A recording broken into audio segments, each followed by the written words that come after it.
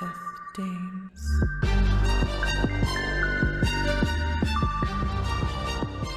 Well, greetings, creepy friends, and welcome to the Death Dames podcast.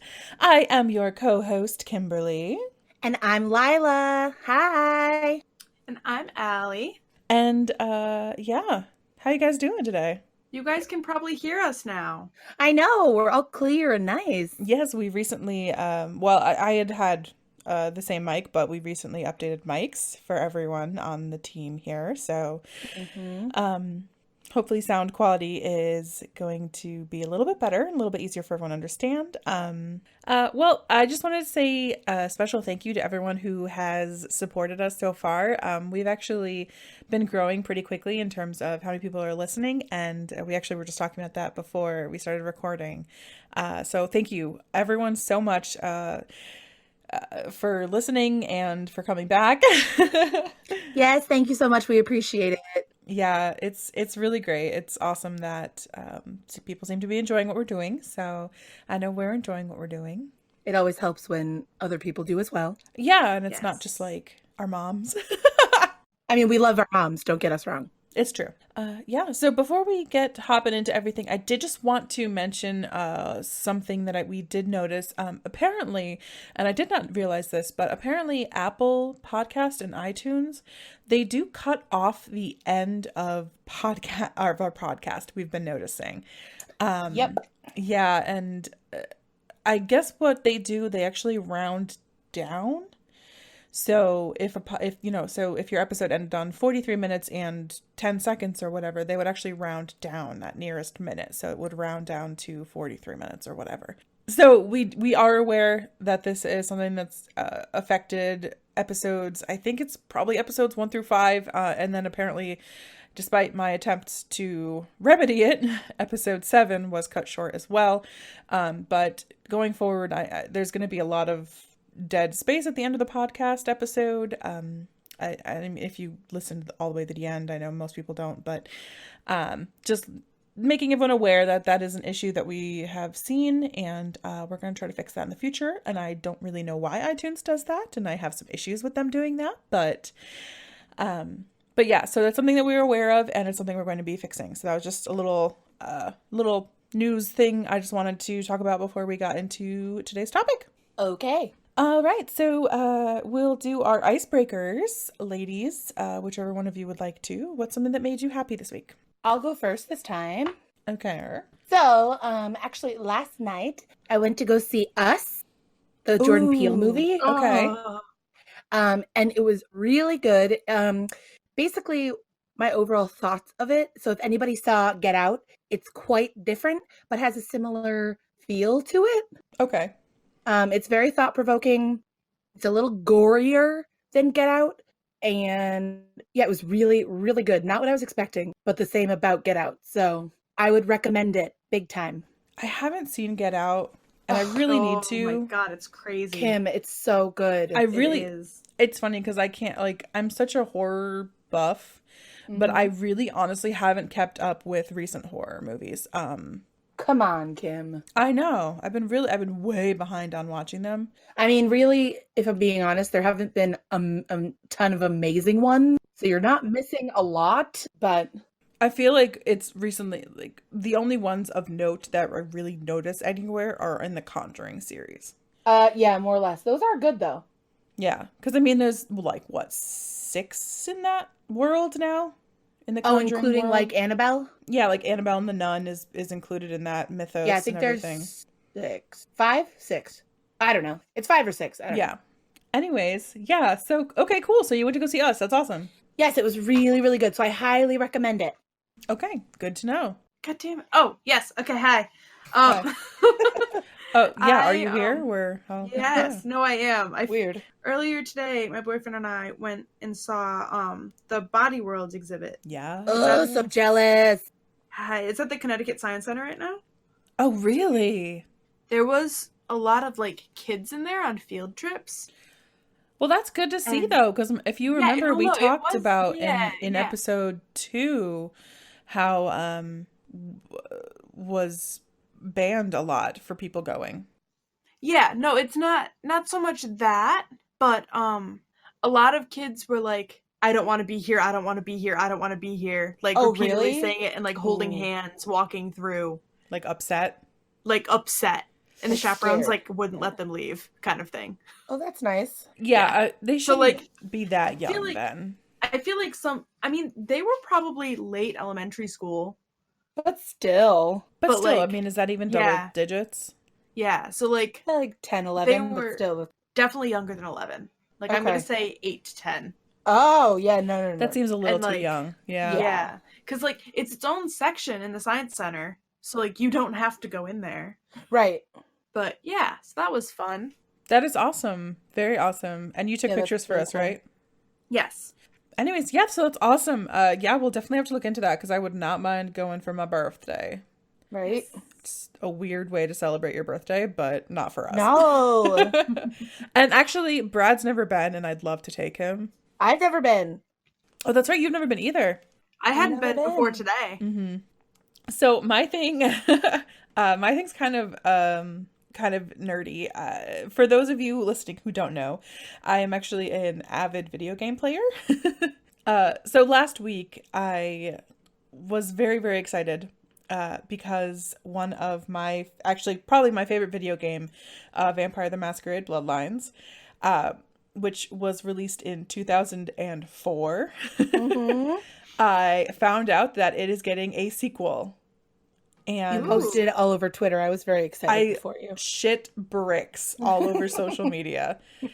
I'm surprised that the police were not called because I was shouting very loudly at around midnight on a Thursday night. Because for some reason the developers decided to do the announcement via live stream, which is fine. Oh. But they started it at 11:30. Oh. That's 11.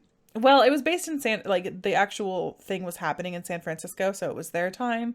Yeah, so it's actually but like still. 8:30. Yeah, but it's still like, but why though? But anyways, Yeah. regardless, which means I did not sleep because I was Right. way too excited. But no, so it is very exciting, and I cannot wait until 2020 now. Oh, it doesn't come out for another whole year? No, it's Q1 2020, so there's no release date yet. Oh, okay. But Q1 is January to March, so it should be less than a year, actually. Oh, nice. It's not like Kingdom Hearts 3 where we had to wait 6 years. Just I only have to wait, potentially 12 months or less. 12 so. months, yeah. And and it looks like it's going to be awesome. Yep, so I guess without much further ado, you guys want to hear a story? Okay. Now, so I don't know if you guys remember, a few weeks ago, I asked how you would feel about covering urban legends on this podcast. Yes. Ooh. Yes. So I was on the side of pro, and you both seemed okay with it as long as we kind of disprove them or okay. Well, good, because that's what I did today. Okay. Ooh, what you got? So, in that case, then we're going to dip our toes in an interesting urban legend that I found. So, also, listeners, let us know if you like this idea and want to hear more debunked or inspirations for urban legends in the future. Shoot us an email at deathdamespodcast@gmail.com. Okay. Sounds That good. sounds fun. Yeah. So, in today's story, we're not going to talk about a creature or a cryptid. We're not going to talk about a doomed place or a physical location. Today we're going to talk about a song. A song. Oh. One that allegedly curses those who hear it. Are you gonna make us Oh. listen to it? I will not on the podcast because I don't want us getting hit for copyright claims. Sounds Yes, good to right. me. I feel But, like I've heard this urban legend before. well, you're a big music person, so you might have. But True. this is the story of the Hungarian suicide song, aka Gloomy Sunday. Huh. Gloomy Sunday is a popular song which was composed by Hungarian pianist and composer Rezo Seres and was published in 1933. According to legend, this song causes listeners to feel extreme sadness and loss and has been connected to a series of suicides in Hungary and even led to the suicide of the composer himself. Oh, Wow. wow. But before we get into the claims, let's talk a little bit about the song itself and the man who wrote it. Rezo Seress was born in 1889 in Budapest. He lived until 1968. He was a Hungarian composer and pianist who spent much of his life attempting to be recognized for his talents. Seress lived most of his life crippled by poverty in Budapest. He did not have an easy youth, and he was even taken to a Nazi labor camp during World War II as he was Jewish. Oh, wow. Okay. He survived the camp, but unfortunately his mother did not. Oh. Once freed, he began employment in the theater and the circus, where he was a trapeze artist. Oh, that's cool. However, after an injury, he was forced to retire from the wires and instead concentrated on songwriting and singing. Retire from the wire. So due to the injury he received, he even taught himself how to play piano with only one hand. Huh. However, while living in Paris in late 1932, Seress composed the song Gloomy Sunday, which added to a long list of composed songs he made with awesome titles, such as Waiter, Bring Me the Bill. The classic Come On Dog Dimples. What? Oh my god. Okay. Also, Hi, You Old Don Juan. And my personal favorite, I Like to Be Drunk. Me too, dude. Yeah. I have questions about what exactly a dog dimple is. Yeah. I want to know all of the answers. Okay. Oh, Yeah. me too. Yeah. The original composition of Gloomy Sunday was a piano melody in C minor, and Seress would play it at a Budapest restaurant where he worked full-time called Kis Pippa, which was located in the Jewish quarter. When there, the song would occasionally be played on violin, which would add to the mournful tone in C minor. Seress wrote the song at a time of the Great Depression, and during a period in Hungary's history where fascism was becoming more prevalent. Sources do differ as to the various reasons why he wrote such a sad song, some claiming it was more related to melancholy he felt connected to events in his personal life, instead of out of concern for the future of the world. Huh. Okay. So the original title of the song was The World is Ending. Oh, good. Well, that's happy. Yeah. It's my favorite song. I mean, my favorite is, Come On Dog Dimples. But Well, obviously. The World is Ending is a close second. Yes. It's a tie, yeah. The original lyrics that he actually wrote referenced a reproach to the injustices of men and a prayer to God to have mercy on the modern world. And there are some suggestions that the lyrics he wrote were not actually written until after World War II concluded, which, given the tone of the lyrics and the fact that Seress was interred in a labor camp during war, is definitely very possible. Okay, interesting. Unsurprisingly, Seress had a great deal of difficulty finding a publisher for the song due to the depressive nature. One potential publisher stated, quote, "It is not that the song is sad. There is a sort of terrible, compelling despair about it. I don't think it would do anyone any good to hear a song like that." That doesn't give me great hope. Okay. Yeah. They were finally able to get the song published, however, once the lyrics were rewritten by poet László Zsavor, who was inspired by a recent breakup with his fiancée. Oh, great. Which still didn't improve the somber tone of the song, but it did alter the political sentiments, as Javor's lyrics avoided any mention of politics completely. Okay, great. The song was then retitled Sad Sunday, and his lyrics instead were a lament for the death of a beloved and a pledge to meet with the lover again in the afterlife. It helped to form the idea that this song could lead to suicidal thoughts. This version of the song became the best known, and most later rewritings are based around the idea of a lost love. However, it wasn't until 1936 that the song became internationally successful, when it was recorded in English by Hal Kemp with lyrics by Sam Lewis. It became incredibly popular, however, when it was recorded by Billie Holiday in 1941, catapulting it to fame in English-speaking countries. Okay. So the lyrics were pretty intensely changed from the original Hungarian, and most significantly, an extra stanza was added to turn the whole thing into a dream, with a change of key in the melody to make the ending more uplifting. This was presumably to make the song more palatable for public play on the radio, and is a bit reminiscent of how in modern times, US horror filmmakers will steal ideas or storylines from Asian horror movies, but change them to be more optimistic or easier to understand. Ugh. Yeah, I know Lila loves that. I feel like I could do a whole episode on that. On the injustices of the United States horror movies. Ugh. It's possible. Maybe we'll have a Lila movie rant bonus banter episode. Oh, it makes me so angry. However, in this case, the addition of the dream state actually made it more haunting and helped to blur the lines between dream and reality. Lewis's revised lyrics still referred to suicide, though, and the record label described it as, quote, the Hungarian suicide song. Oh, wow. Okay. Typical record label. Yeah, really.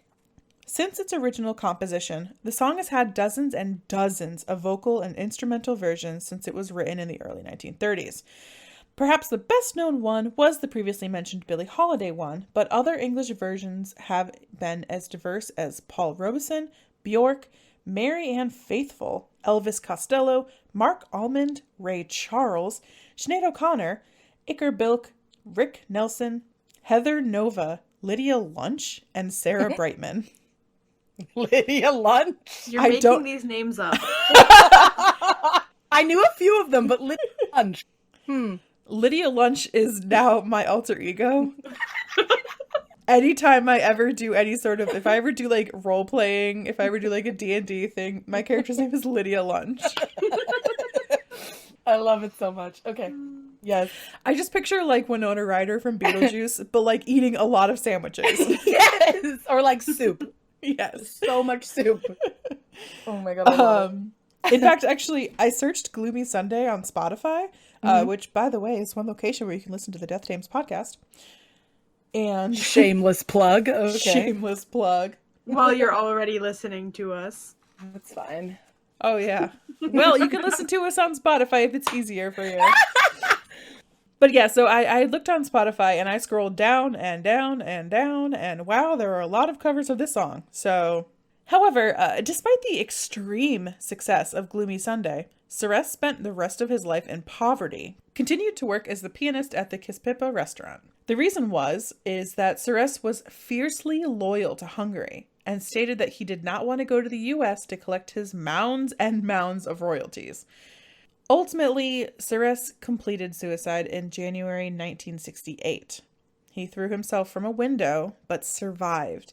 And later in the hospital, he choked himself to death with a wire. Oh my God! That is very extreme. Yeah. Yeah, you'd say so, wouldn't you? Oh my God, yeah. Also, how did he get a wire in the hospital? Yeah. Maybe it was like a Especially, phone. like on Suicide Watch. Right. Yeah. I mean, it was in 1968. Maybe they just didn't care. Yeah, they probably just didn't give a shit. Gloomy Sunday was mentioned in his obituary in the New York Times, along with a history of the urban legend. So, the restaurant that Suresh worked most of his life at, Kispippa, is actually still open. Oh, wow. Since those days, Ray Charles even stopped to eat there, in reverence for the importance of the song first played there. Huh.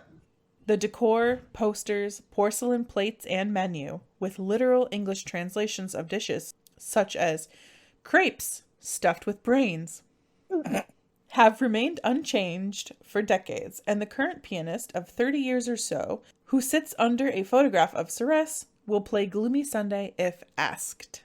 If you have comments about the crepe stuffed with brains, you can say them now. Crepe stuffed with brains! I don't... Okay.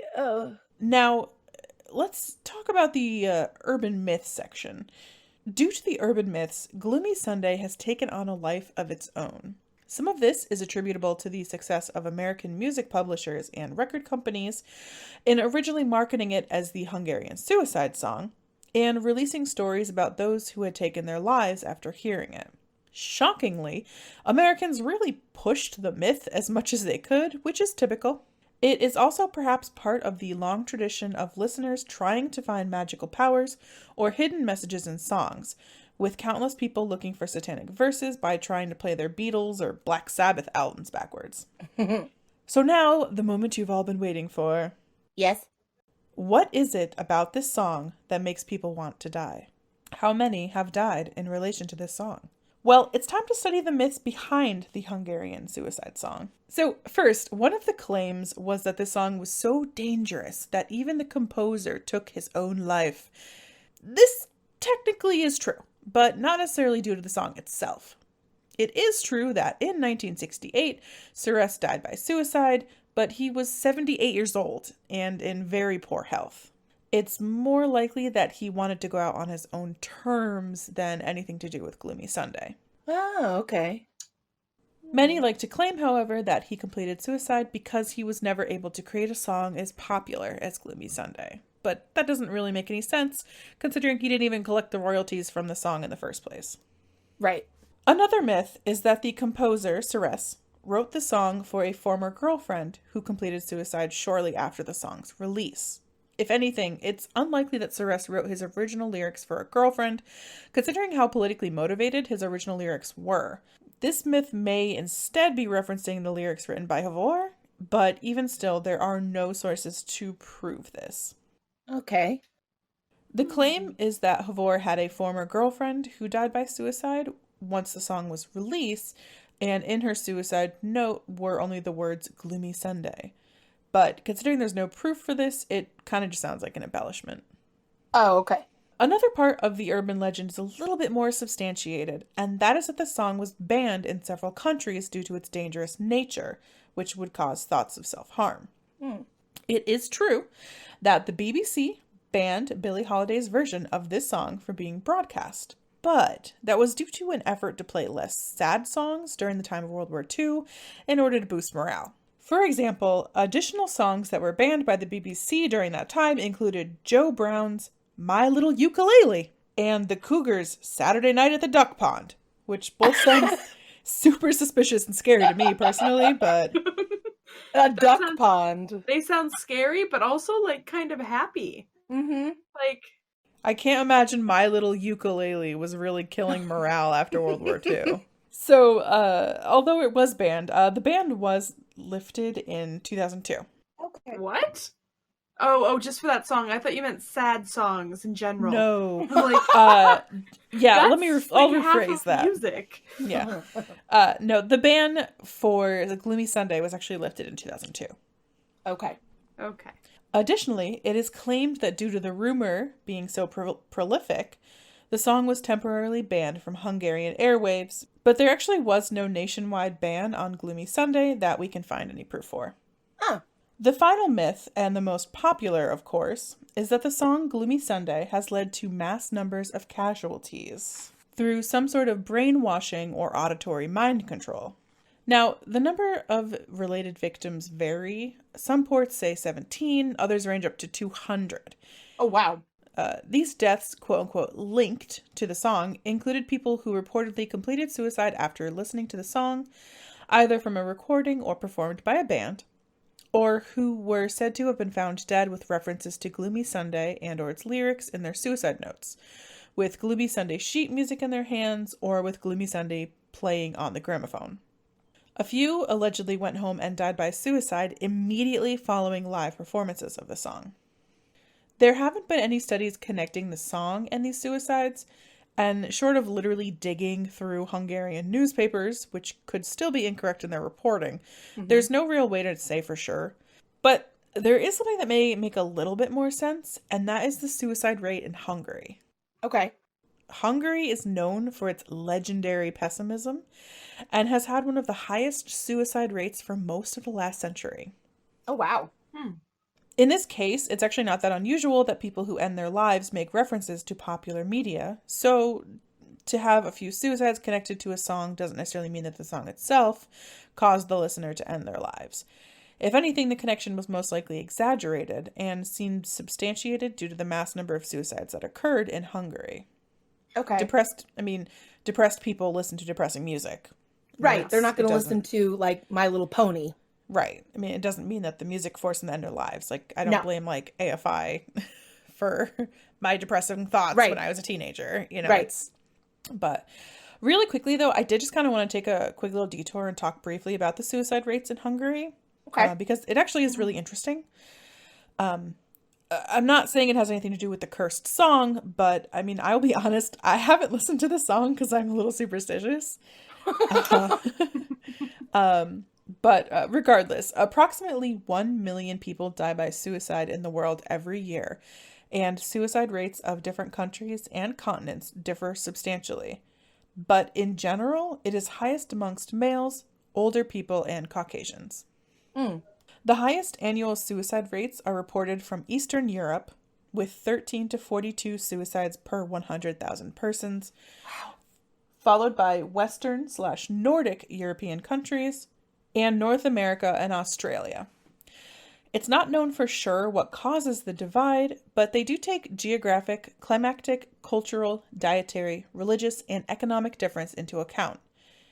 In an interesting bit of genetics, there have actually been similarities biologically which have been observed, which states that high suicide rates of Eastern European peoples may be the consequence of a shared genetic susceptibility.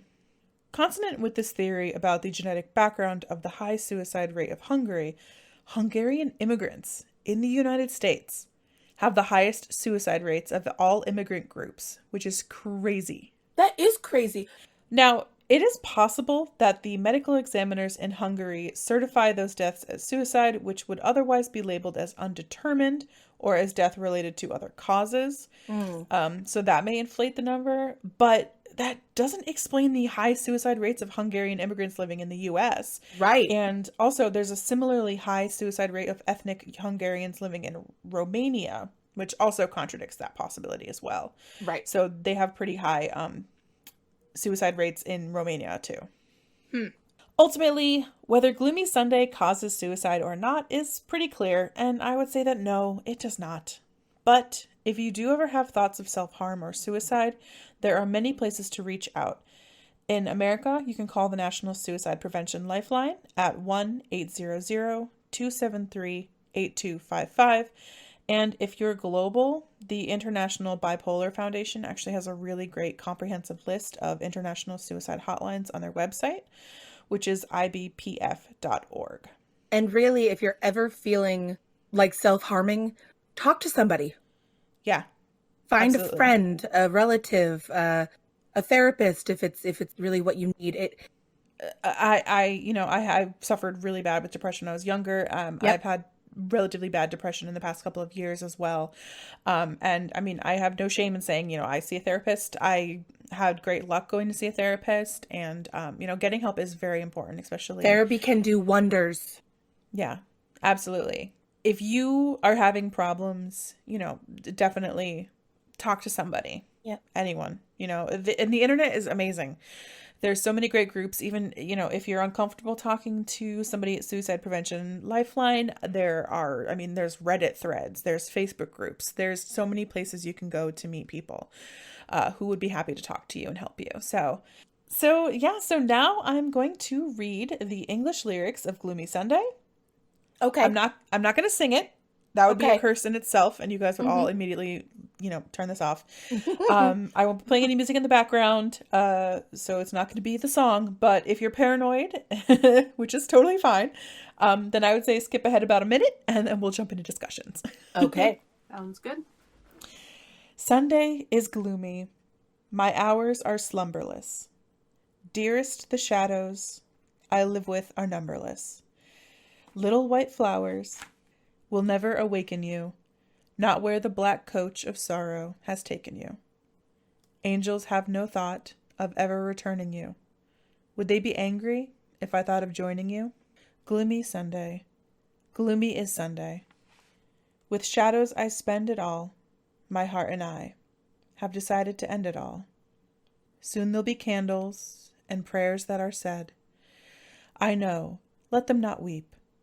Let them know that I'm glad to go. Death is no dream, for in death I'm caressing you. With the last breath of my soul, I'll be blessing you. Gloomy Sunday. The additional verse, this is the added English version that makes it a dream. Dreaming, I was only dreaming. I wake and I find you asleep. In the deep of my heart, dear, darling, I hope that my dream never haunted you. My heart is telling you how much I wanted you. That is the cursed Gloomy Sunday. Wow. Interesting. Okay. Okay. So real quick, my sources. I actually had a lot because I did a lot of research into this. Okay. Mostly Wikipedia. There's also the Hungarian suicide song at Teresa's Haunted History of the Tri-State.blogspot.com. Snopes actually did a cool fact check article on it. And also, I had a couple different articles about suicide rates in Hungary. Definitely recommend checking out an article published in 2013 in the Annals of General Psychiatry. Wow. The article is called Suicide in Hungary, Epidemiological and Clinical Perspectives, written by Zoltán Rimmer, Xenia Gonda, Balázs Kapitányi, and Peter Dome. So that was actually a really great article. In fact, if I remember, I will post that on our Twitter so you guys can check it out because it was a very in-depth, interesting article talking about Okay, cool. the science behind suicide rates in Hungary. Nice. So yeah. So moving into discussion, what do you guys think? That was I don't know. I'd never heard anything about that. So I had no like pre-thoughts going into it and kind of took me for a ride a bit. All right, good. I'm glad. Yeah, I mean, I think I definitely thought the most insane part was how suicide is handled in Hungary, like, and how high the Hungarian suicide rate is.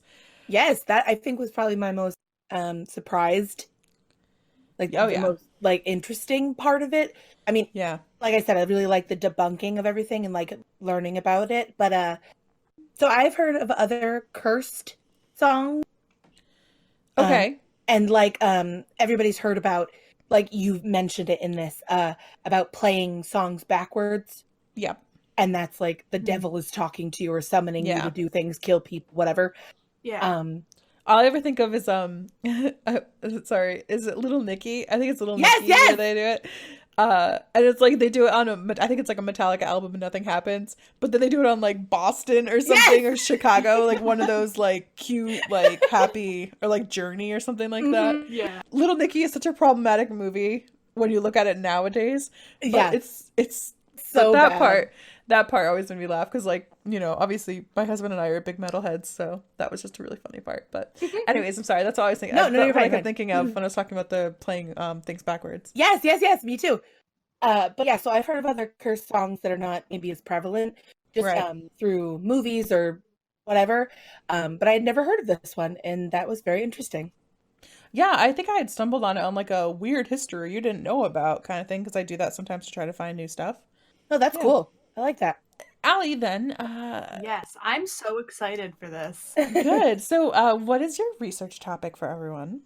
So my topic was auditory brainwashing. Weird. Okay. How strange. So, well, the floor is yours, my love. Yeah. Hey, thanks. The word brainwashing was used for the first time in the 1950s, which is kind of unsurprising. Mm-hmm. But there was a big spike in the use of the word. I like how if you Google certain words on Google, obviously. I don't understand. Where do I go? If you Google a word, sometimes it shows you like how often it was used in like certain time periods. Oh, okay. Which is pretty cool. So it was first used in the 1950s, and there was a spike in the 1970s, and there was a slightly elevated spike in 2008, which is also interesting for American history. What happened in 2008? Oh, Obama. Yeah. Oh. Interesting. That is interesting. I mean, there might be other things, but my immediate thought was Obama got elected in 2008. Yeah, the presidential election, yeah. So brainwashing is the concept that the human mind can be altered or controlled by psychological techniques. It was initially developed to explain how the Chinese government made people cooperate with them. So I thought that was interesting. I felt like brainwashing must have been a super American thing. Like, that's just, I assume. Well, and also I'm sure the Nazis probably played around with it because they played around with a lot of mental Oh, Um, yes, they did. Yeah. Brainwashing really isn't something like in science fiction movies. It's more described as like really in-depth persuasion. Like that's how like brainwashing is typically looked at. Uh-huh. So I found two articles by different professors that gave some different looks into what we call auditory brainwashing. Okay. okay, great. So, the first article is called "The Brainwashing Myth," which I highly recommend to everyone. It's Okay. by Rebecca Moore, who's a professor of religious studies at San Diego State University. Mm-hmm. Basically, she looks at because a lot of times when people think of brainwashing, they think of like Jonestown Yes. and how Right. everyone there they were brainwashed and that's why they did it. Their hive Right. mind. Yeah. So she lost, I believe it was two sisters and a nephew in Jonestown. Wow. Oh, wow. One strong thing that like she brought up was that we only use the word brainwashing if we don't like the people we're talking about. Huh. Okay.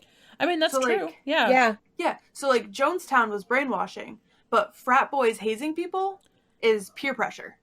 Yeah. Or bullying. Bullying. Yep. Yeah. Both of them can be considered the same thing. And on top of that, brainwashing is not an actual science. There is nothing, like, it has an untestable hypothesis. There's nothing we can do to test and see if this is actually a thing, because there's no way to do it and be like, oh, hey, this isn't a thing. Right. And there's no guarantee. I mean, Right. you can Yeah. perfect the skill, but there's no guarantee it's going to affect everyone the same way. So Yeah. So, a lot of times it's just people being coerced into Mhm. believing things. Right. People tend to leave groups or abandon their beliefs as soon as they leave the coercive environments. So, like, some people in Jonestown were like, yeah, let's do this. And then they left, and then they're like, oh no, that's bad. Like, that's Yep. bad. But I'm not being coerced into this anymore. Like, this is not good. It's not brainwashing. It's just like people. Once Not they're out necessarily of that environment. Yeah, yeah. Yeah. But yeah, so I highly recommend that article. Yeah, I'll definitely check Okay. it out.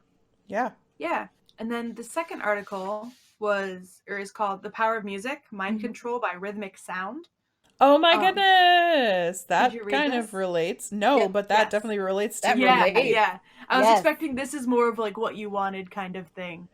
No, but the other No, one's I- good too. Well, no, Yeah. but like, so the other one is more like the content of the song isn't doing anything. Like, there is no such thing as brainwashing.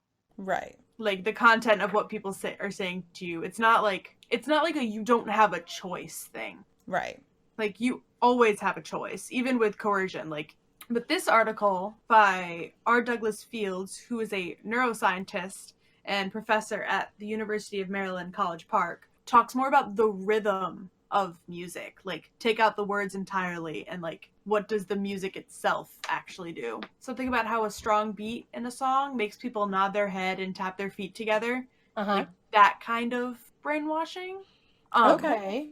They did this really cool test where they attached electrodes to people's scalps and then played rhythmic sounds, and they ran a couple tests. On brainwaves themselves, the rhythmic sound synchronizes them, like, Oh, wow. across everyone. Like, your brainwaves synchronize to the rhythmic sound, Okay, which I that's thought was cool. pretty cool.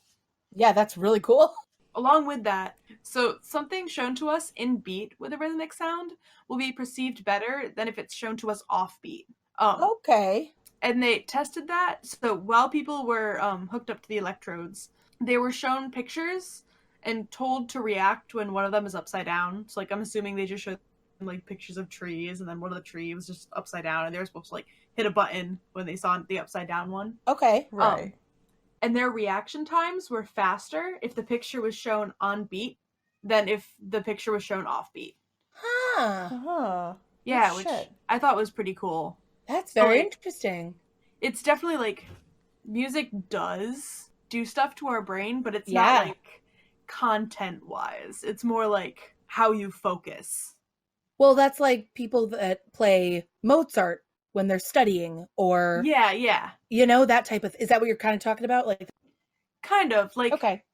like we all tap our feet together. We all like we're all Right. like thinking at the same time kind of thing. Like, it focuses our brain waves and energy. Right. Okay. I thought That's that was awesome. pretty No, cool. that's really cool. Yeah. Not where I thought it was going, but I liked it. No. Yeah, because I was doing research and I was like, I don't know what I was expecting. I'm like, well, brainwashing kind of sounds like a crock of shit, but we're gonna see if Right. there's some kind of psychological thing, and there is. That is so crazy. No, That's that's so cool. cool. Because like, and I found the first one, and I'm like, all right, and then I found the second one. I'm like, well, this is kind of contradicting it, but not really. One of the better topics Kim has given you. Oh, what you don't like? What are refrigerators? What do chess pieces look like? Oh my god, though. But yeah, no, this was a good topic. That Yes. actually worked with it very well, and But yeah, no, seriously, read the brainwashing myth one. I want Oh, to. Yeah, Definitely send it to me and I will. yeah, Yeah, I'll look it up after once we're done recording. yeah. That's fine. Okay, awesome. Well, excellent research. Thank you. That was really, really cool. And actually, I think that's probably one of the things that pertained most to an episode, with the exception of like episode 2. Yes. So, No, very, awesome. very well done. Yes. Yeah, well done, Ellie. Thank you. Thanks. All right. Well, did we want to do any more discussion, or we want to jump right into a little bit of bitch banter? Bitch banter sounds good to me. Yeah, let's bitch it up. All right, I'm down. What have you got for us today, my love?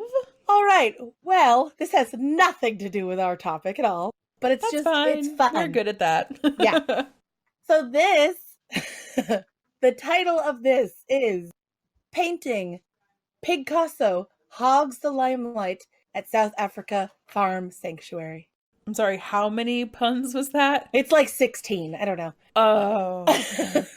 So, okay, this bitch banter has some words that are going to be interesting to pronounce, so bear with me. Okay, it's pronounced pig. The pig was rescued and brought to an animal sanctuary in Franschhoek, where her new owners noticed her love of color and paintbrushes. How did they... I Did they just have... questions. I'm sorry, yes. I know you're literally a sentence in, but Yeah. I already have concerns. Yeah. How did they discover the pig's love of... were they just like, oh... I guess I left out my paintbrushes overnight. Oh, I guess I left my giant cans of paint and canvas out last night. Gosh, I'm such a silly... Oh, wow, look, the pig is here. I mean, I think we're going to answer some of these questions.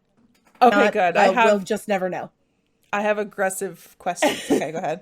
So this article is from March 12th, and it takes place, like I said before, Franschhoek, South Africa. Okay. And there's a pun, and I don't want to say it. All right. Say it! All right, the pun is, step aside, Francis Bacon. I hate it. Oh god. It's not a good one. It's No, not it's a good not. one. It's the No. article, not me. Okay. Okay. With a paintbrush in her snout, Picasso enthusiastically tosses her head to create bold, bright strokes across a canvas propped up in her thigh. Okay, I'm already going to interrupt again. Yep. In her snout? So, like, in the Yeah. little nostrils? They just No. shove a paintbrush in there? Did they name her Picasso after? What was her name before? Or did they just get this pig and they planned to have it named? They keep calling the pig Picasso, and the pig's like, my name's Charlene!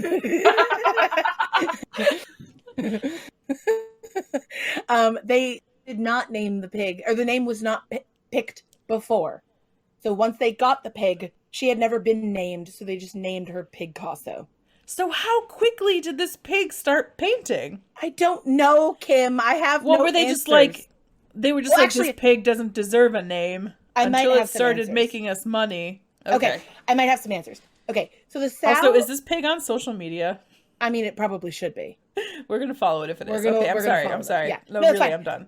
The sow was rescued from an abattoir as a piglet and brought to an animal sanctuary in Franschhoek in South Africa's Western Cape region in 2016, where her new owners noticed her love of color and paintbrushes.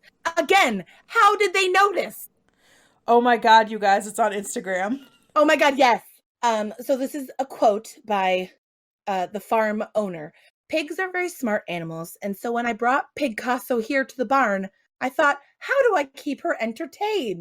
So, quote, we threw in some soccer balls, rugby balls, and of course there were some paintbrushes lying around because the barn was newly built. She basically ate or destroyed everything except paintbrushes.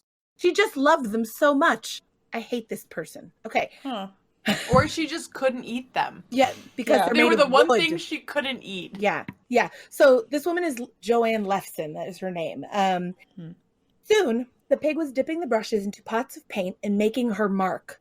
Her paintings can sell for almost $4,000, with the proceeds going to animal welfare. At least it's going to a good cause. Okay, no. I would I like know. to meet the person who has an extra $4,000 lying around in their bank account, and it's just like, you know what? I'm going to use this to buy a pig painting. No, Well, I call. I know. Okay. She has even had one of her artwork turned into a watch face for Swiss watchmaker Swatch. I don't like that. Swatch announced a collaboration with the pig in February of Collab. 2019. Okay. The limited edition Flying Pig by Miss Pigcasso features green, blue, and pink brush strokes and sells for $120. Quote again from Joanne, Pigcasso is definitely abstract expressionist. You can't exactly define what she's painting, but That's because it's a pig. Sorry. but I can tell you that her style slightly changes depending on her mood, like any great artist. Okay, can I just So, And that's the end of the article. okay. So, while Lila was telling us that, I did go on Instagram and I looked up Pigcasso. Oh, And God. on Instagram, Pigcasso Hog Hero is its name. Oh no! And it has 20,000 followers. Okay, I just typed in the word pig, and she's the second one that came up. No! Yes. Only after hogs of Instagram. Ugh. I don't like that either. Awesome. Well, I hope everyone had a good time. Did you, I thought this was a pretty good episode. What do you guys think? I Yeah. liked it a lot, yeah. Cool. So, Cool. cool. So cool. Oh my god, it's so cool. So, if you guys enjoyed this, If you guys enjoyed this talk, if you guys enjoyed this, please give us a follow on Twitter at DeathNamesPod and on Instagram at DeathNamesPodcast, where we post pictures from the stories we cover. We also have a new Facebook profile, so give us a like there as well to keep up to date. Also, we are looking for stories or any emails. Shoot us an email. You can share your science, history, or true crime stories at our email, deathnamespodcast@gmail.com, and we may share them on a fan story episode. Or even if you have any suggestions that you want to send to us, like topic suggestions, research suggestions. Also, if you happen to find a funny story you want us to share for bitch banter, definitely send that to our email as well, Yes, and we'll please. take a look. So if you like this and want to hear more, please consider subscribing or following, leave a comment, rate and review, and share with anyone you think would like our weird podcast. remember, smart is sexy. Bye! Bye! Bye!